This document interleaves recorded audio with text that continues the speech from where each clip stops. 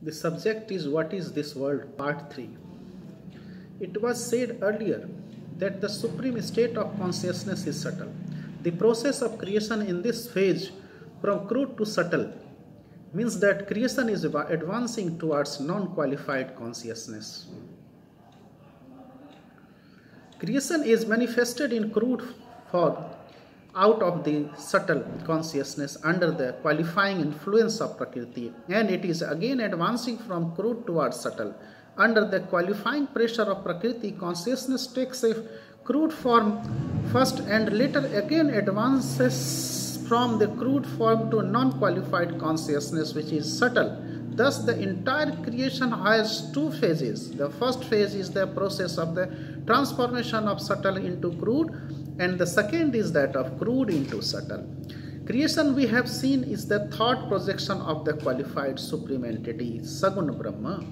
Purusa in the Sagun Brahma stage takes all these forms under the influence of Prakriti as thought waves of Sagun Brahma and becomes crudest in the form of Kshiti Tattva. In the next phase, when creation moves from crude to subtle, it is in fact the thought waves of Sagun Brahma which moved towards subtlety. Humans are created last of all, and in them we find fully reflected consciousness. This leads to the conclusion that humans are the final expression in the thought waves of Sagun Brahma, and that beyond this stage is the merger of the unit consciousness with the cosmic consciousness. Cosmic consciousness is abstract or subtle, but under the qualifying influence of Prakriti, it starts manifesting itself as the creation. First from subtle to crude, and then again from crude to forms, from the crude forms back to the subtle or abstract. The crudest stage in the creation is Kshiti Tattva, where consciousness exists as an inanimate object. Thus, in the process of creation, the more consciousness moves towards crudeness, the smaller is the reflection of cosmic consciousness, and when it moves from crude to subtle, the reflection of cosmic consciousness is correspondingly greater. As consciousness is fully reflected in humans, this shows that on its return journey from crude to subtle, consciousness has made humans its final abode from whence it can merge in cosmic consciousness. Creation is only a thought wave of Sagun Brahma, the final stage of creation. The human being is then naturally the ultimate stage of the thought wave. The humans are the highest evolved beings and are the ultimate stage in the evolution of life.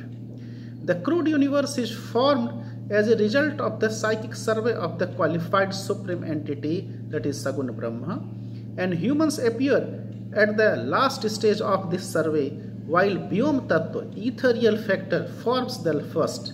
In creation, besides millions of human beings, we also find animals, plants, and matter in the 5 rudimental factors of Kshiti or solid, up or liquid, Agni or luminous, Vayu or aerial, and Vyom or ethereal. Humans who form the last stage in the thought wave of Brahma today must have at the earliest stage also existed as the first stage of Vyom Tattva. They must have in the course of the thought wave evolved to the next stage of Vayu Tattva, but the first stage of Vyom Tattva could not have disappeared altogether, because air or Vayu Tattva cannot exist without the presence of ether or empty space. Even then, the first stage of the thought wave evolves to the second stage. Vyom Tattva or other continues to exist. The question about the replacement of Vyom Tattva, which has already passes on as the second stage of the thought wave, arises here. There is only one possibility, and that is the Brahma again takes up the form of Vyom Tattva. Vyom Tattva would have completely disappeared from existence in the course of creation if it were not replenished. Just as when students are prompted from class 1 to class 2. Class 1 would remain vacant unless fresh students were admitted. And when the students of class 2 are promoted to class 3, they are replaced by promotions from class 1, where fresh admissions are again made. This also applies to the thought waves of Brahma. When Vyom Tattva, ethereal factor, gets converted into Vayu Tattva and Vayu Tattva becomes Agni, the vacancy created by the formation of Vayu from Vyom is filled by Brahma, creating more Vyom Tattva in its thought waves. The students who joined class 1 earlier will obtain his degree sooner. Similarly, unit consciousness, which form the first stage of the thought wave of Brahma as primitive protozoa, will, after passing from subtle to crude and then from crude to subtle, develop a humans at the earliest moment. The speck of dust, which as an intermediary state in evolution lies as an inanimate object today, will also someday be transformed into humans.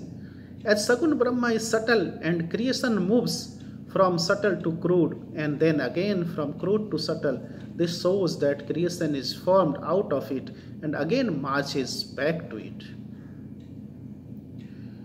Purusa is subtle by nature.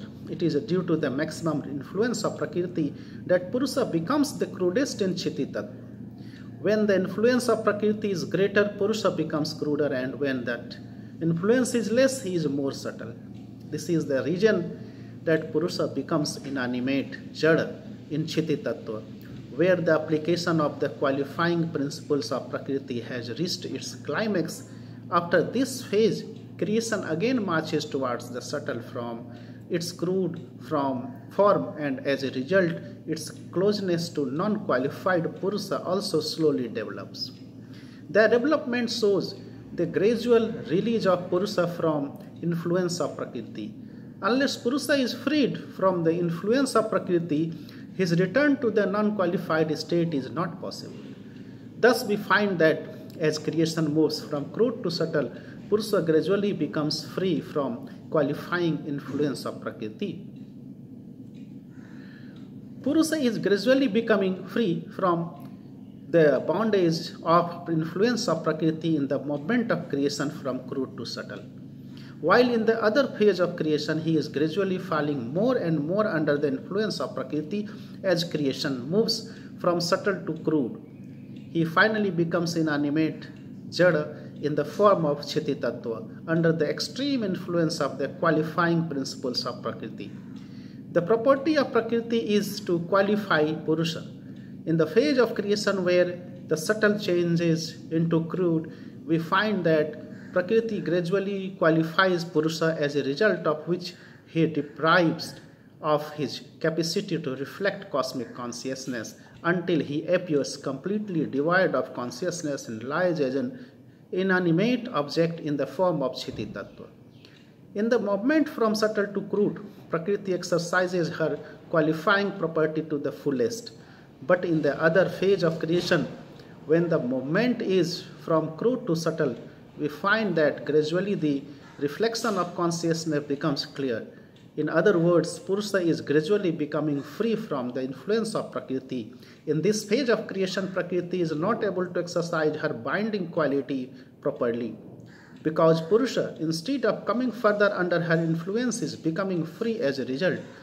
How Purusa is able to free himself of the influence of Prakriti when her nature or property is to qualify and influence Purusha needs explanation. Under the influence of the qualifying principle of Prakriti, Bhuma Chaitanya or cosmic consciousness has manifested himself as an infinite number of unit consciousness in the creation. It is only some of these unit consciousnesses which have taken the form of Chiti Tattva, and these are gradually being freed from influence of Prakriti in the movement of creation from crude to subtle.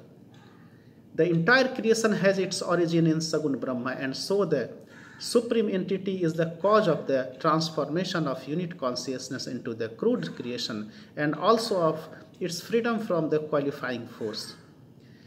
It is a Sagun Brahma who is responsible for this. Sagun Brahma himself must be emancipated. If he is responsible for the emancipation of his unit consciousness, otherwise Sagun Brahma could not be the cause of the emancipation of unit consciousnesses. One who is in fetters himself cannot release others from them.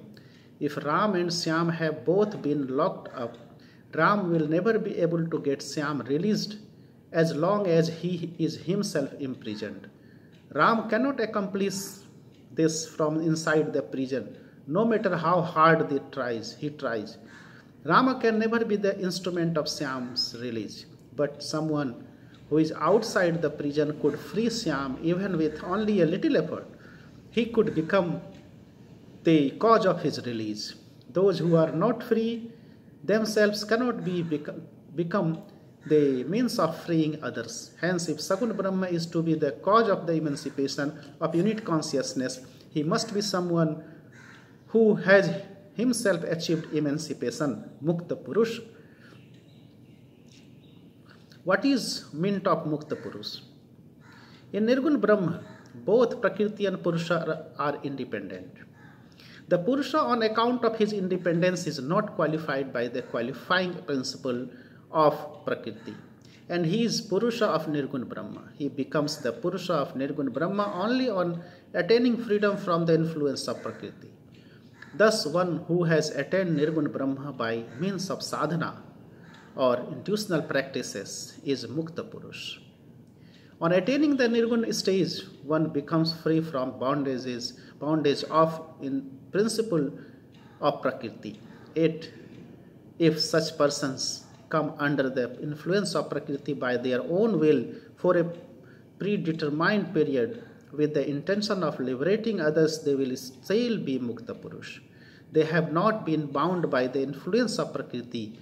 They have themselves accepted the qualifying influence of Prakriti for a certain period. Prakriti will not be able to keep them under the influence after the completion of that period. Hence, a person who has attained the Nirgun stage through his or her sadhana and who comes under the influence of Prakriti for a certain period at his or her own instance with the object of the liberation of humanity is a Mukta Purush. A Mukta Purush cannot be the cause of the bondages of others. Her bondages means being qualified by the principle of Prakriti. To be the cause of the bondage of others would mean coming under the influence of Prakriti. For binding others will not be possible without being qualified by Prakriti. As Mukta Purus are free from bondage of Prakriti, they cannot be influenced by her, and so they can never be the cause of the bondage of others. As Sagun Brahma is Mukta Purus, it also cannot be the cause of the bondage of others. In the course of creation, we find, however, that the vast universe came into being according to the will of Sagun Brahma.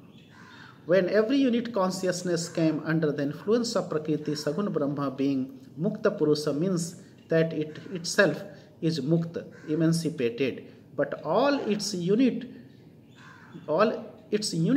are not free individually and have come under the control of Prakriti at the instance of Sagun Brahma. Thus, Sagun Brahma becomes the cause of bondage of unit consciousness and itself becomes bound. But we have already concluded that Sagun Brahma is Mukta Purus. If that is the case, then why should all units come under the influence of Prakriti, and why should this universe be created at all? While explaining Mukta Purus, it was said earlier that those who after attaining the Nirgun state accept the influence of Prakriti by their own will for a fixed period with the object of helping others are Mukta, emancipated. As a Mukta Purus, Sagun Brahma has to accept the influence of Prakriti for a certain period after attaining the Nirgun stage with the object of serving living beings, jivas. Every unit consciousness has its origin in Sagun Brahma, and it is with the object of assisting them that Sagun Brahma has freely accepted the bondage of Prakriti for a certain period. The greatest service to unit consciousness is to take it back to the supreme state where Prakriti has no influence. Hence, the welfare of Purusa lies in his being liberated from the bondage of Prakriti so that he can attain the supreme state. Saguna Brahma thus accepts the influence of Prakriti for a certain period of time with the sole aim of also attaining the status of Mukta Purush for every one of his unit consciousnesses. It is with this aim in view that every unit consciousness comes under the influence of Prakriti at her instance. If the emancipation of every unit consciousness is the objective, the period of which Saguna Brahma accepts the influence of Prakriti will have to last until every unit consciousness is freed from bondage or until each of them attains the status of Mukta Purush like Saguna Brahma. A Saguna Brahma wants each of its units to become free like itself, a Mukta Purush. It will have to form itself into an infinite number of units in order to fulfill its desire to liberate all of them. Anu or unit means the minutest part or the smallest unit. In order to divide itself into units, Saguna Brahma had to take a crude form because it is not possible to divide a subtle thing. For instance, fire, which is a particular form of Tejas Tattva, luminous factor, is more subtle than earth, or Chiti Tattva. Can this be divided or split into two? Striking two matches separately will produce two flames, but if the two sticks are held close together, there will be only one flame. And to distinguish between the flames produced by the two sticks will be impossible. In spite of all our efforts, we will not be able to draw a line of demarcation between the flames produced by the two sticks. The flames lose their individual identity to become one object or a single entity. Thus, it is not possible to divide or separate fire. But if two handfuls of dust are mixed together, it is possible to divide them into two distinct parts again. Thus, unlike fire, earth can be divided into parts. Fire is more subtle than earth, but is cruder than other ether or air. As it is not possible to divide fire, the question of dividing air, ether or cosmic consciousness, Bhuma Chaitanya, which are far more subtle, does not arise. It is not possible to divide water or ether because in spite of our efforts, it is not possible to discern a line of demarcation between the different parts of water. It is only earth of Chiti Tattva, the crudest rudimental factor, which can be divided properly into desired distinct units. Saguna Brahma had to assume a crude form so that it could divide itself into innumerable units. It exists as units only in Chiti Tattva or solid factor, as it cannot divide itself into units in any other form. It can also be said that the crude universe came into being, or the phase of creation which advances from subtle to crude was introduced only with the intention of forming infinite multiplicities of the innumerable unit consciousnesses. It is only in Chiti Tattva that unit consciousness comes into being. Saguna Brahma wants every one of its unit consciousness to be emancipated, and for this purpose, just as it has at its own instance assumed the crudest form as Chiti Tattva under the extreme influence of the qualifying principles of Prakriti, so again does it at its own instance advance towards subtlety in order to gradually free itself of the bondage. For Chaitanya or consciousness, freedom from the bondage of Prakriti means the development of subtlety and finally its return to the non-qualified supreme entity. The phase of creation, where it moves from subtle to crude, has the purpose of cosmic phase of the movement. From crude to subtle has the intention of the next phase of the movement from crude to subtle has the intention of liberating the unit consciousness from the bondage of Prakriti. Sagun Brahma aims at the liberation of each of its units, and to fulfill this purpose, it has to manifest itself as the creation which advances from subtle to crude and then from crude to subtle in its two phases. Thus, the purpose or object of Sagun Brahma in creating this universe is to obtain freedom for each of its units or for all its multiplicities, and to obtain for them the status of Mukta Purush. The become Mukta Purush attainment of Nirgun Brahma is essential. The desire of Sagun Brahma to liberate each of its unit will only be fulfilled when every unit consciousness attains Nirgun Brahma at the instance of Sagun Brahma. The possibility or the capacity of Sagun Brahma to obtain for its unit consciousness the attainment of Nirgun has to be examined. Creation is only a psychic survey or kalpana of Sagun Brahma. Hence, it is in the thought wave of Sagun Brahma that it forms an infinite number of unit consciousnesses in Chiti Tattva. Psychic survey, kalpana or thought waves are only functions of mind, and their activities depend on the limitations of the mind creating them. It is just like the thought wave creating Chaurangi in the mind of Ram. It is confined within the limits of Ram's mind, and Shyam's mind cannot see it. If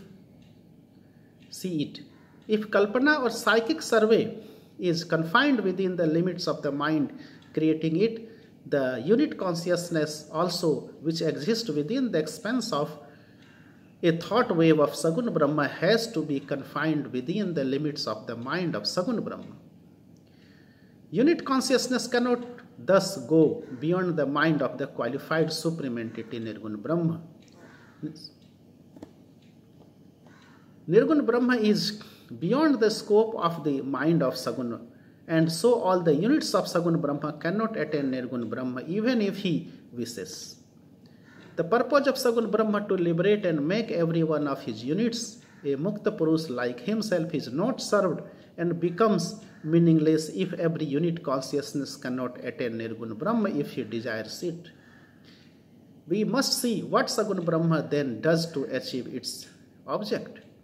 Brahma is without any beginning, and so is Prakriti. When Purusha, consciousness, is less condensed, Prakriti, qualifying principle, qualifies Purusha, and Brahma then is called Sagun Brahma or the qualified supreme entity. If Brahma is eternal, the less condensed Purusha in it must also have existed throughout eternity.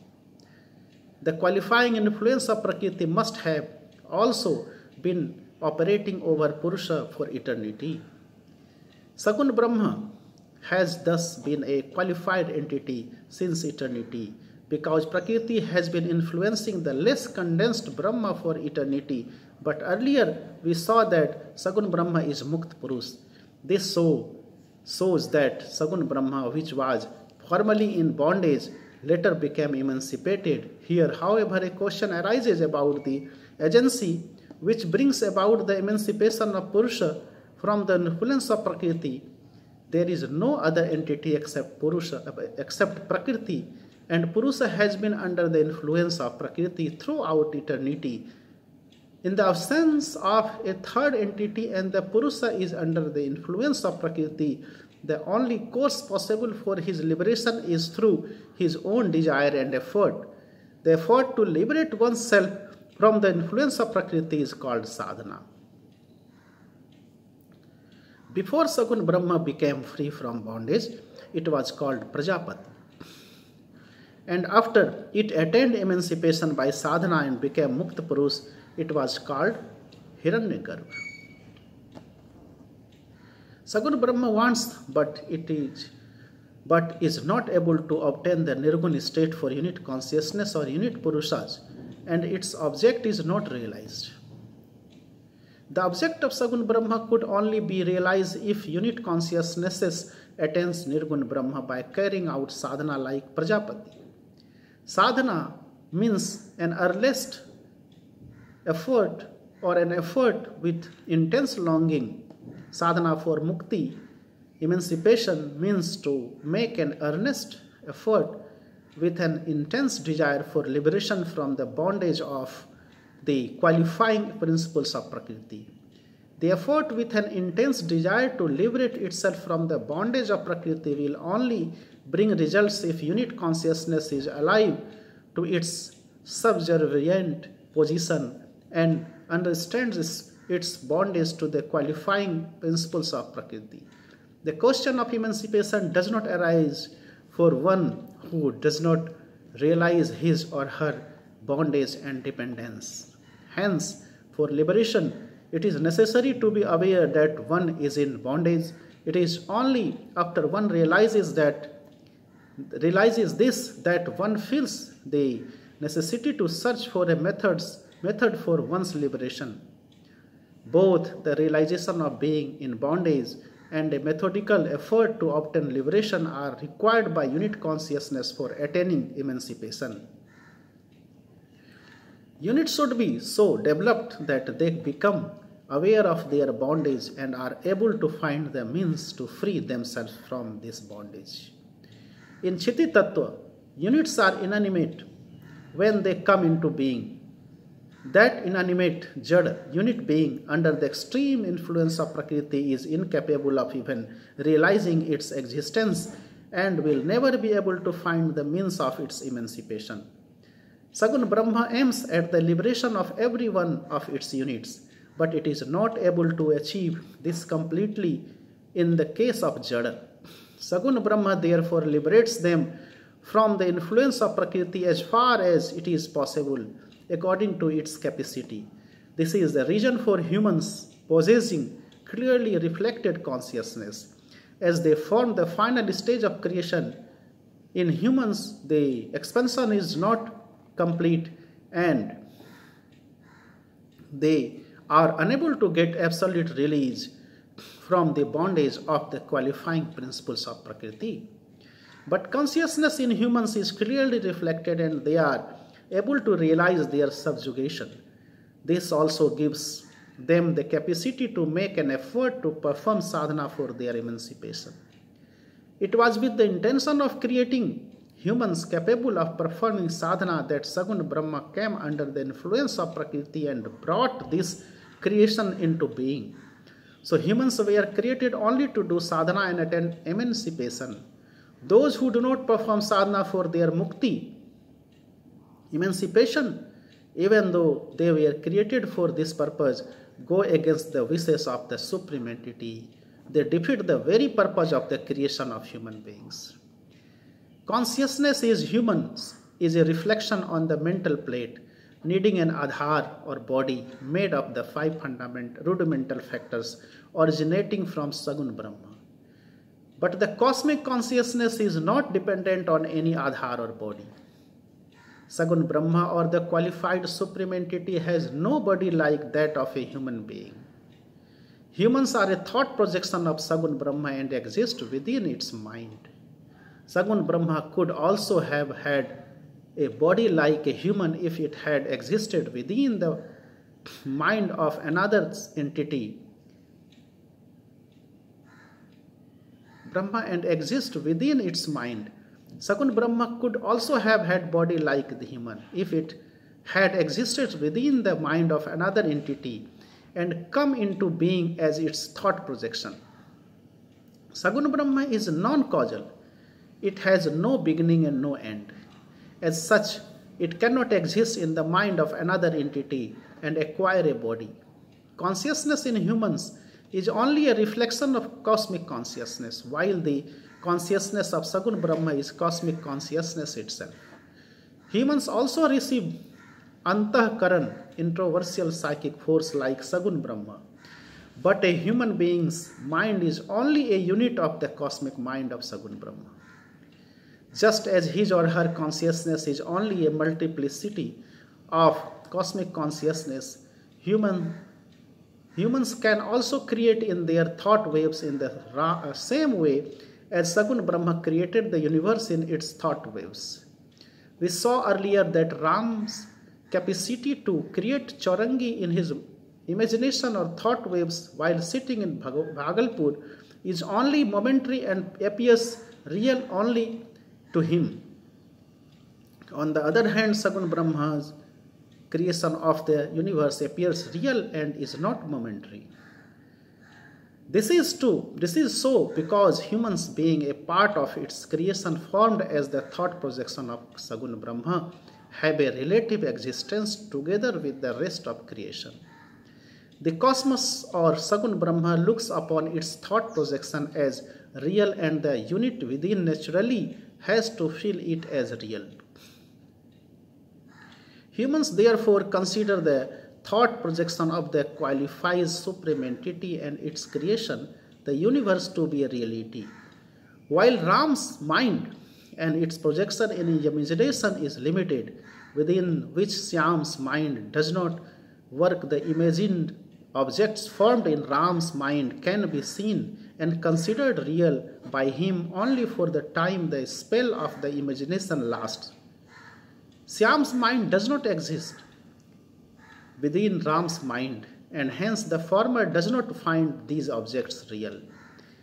Had Shyam's mind existed within Ram's mind, the former would have seen Chaurangi created in the thought waves of the latter's mind, and like Ram, would have also considered the imaginary creation of Chaurangi to be factual. For instance, we have seen earlier that a person can extend or project his or her mind to bring the minds of others within its scope. At that time, others also see the person's imagination and consider it to be real, like the magician's rope trick. Thus, humans being can also create objects in their thought waves, but they are only replicas of their previous experience. They must see or hear about the object which they create in their imagination. As Brahma is non-causal, nothing existed before or beyond. It is enabled it to copy an object in its thought waves. Hence, the thought projections of Brahma are always new. They are not and cannot be based on past experiences, like the imagination of human beings. The last and most important difference between Brahma and human beings is the difference in their characteristic property or dharma. The dharma of human beings is to do sadhana and become a Mukt Purush, emancipated being, while that of Sagun Brahma is to provide an opportunity to each and every one of its units to become a Mukta Purush. In fact, all the effort and trouble of the qualified supreme entity in creating the universe and the human beings in it is directed only towards the purpose of emancipating every one of its units.